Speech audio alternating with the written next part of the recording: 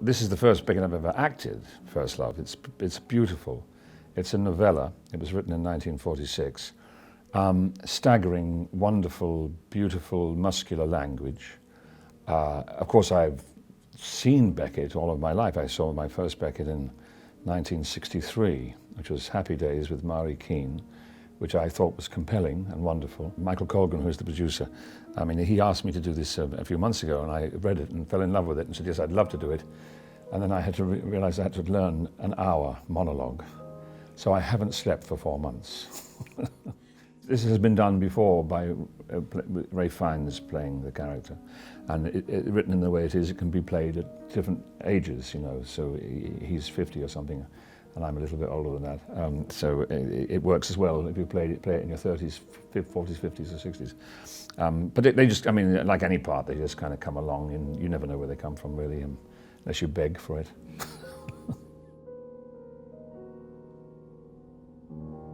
The syntax, to begin with, is extraordinary. Most unique sentence construction. It's generally repetitious, which is why it's also quite difficult.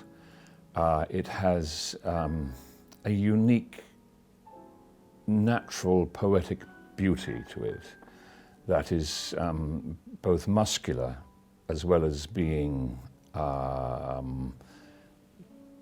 sort of gossamer poetic, if you see what I mean. Sounds a bit fanciful, that, but it is just so beautiful, and you want to get every word right, because he's like a composer, and he writes sentences that the words fill a phrase in much the same way as the notes fill a phrase in a musical composition. And I always know when I have got the wrong word, because the beat drops. And if you do learn it as it's written, it carries you, the thought carries you to the end of the sentence like a note would carry you to the end of a musical phrase. So that's one of the reasons why it's very, very difficult. And anything that you want to do, I think anything you want to do well is difficult. He is the most clear and human writer, very centrally in a strange way. It's only the fact that he cuts everything to the bone that possibly lends one to go towards an area of maybe avant-garde, for want of a better word. That's why you don't feel confined by the piece. You feel released by the piece, because if you tap into yourself and the heart of Beckett and align it with your own heart, then they embrace. So, you know, there is no limitation, strangely, in interpretation. And that, I would say, goes with all great writing and with all great parts.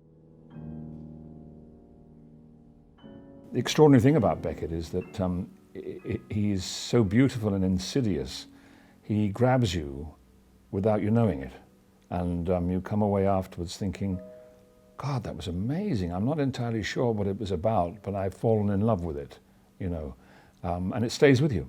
Someone sent me a card where it's from Beckett saying, do it again, fail better.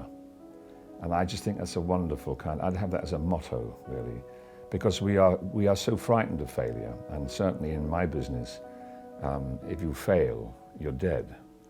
So it's great to be in an environment where you can trust yourself to fail. And that may well be something that I think would be wonderful if people could come away from any Beckett, and particularly First Love, if they could come away with a sense of the fact that there is a great appetite for us all to succeed, but we possibly succeed more if we are not frightened to fail.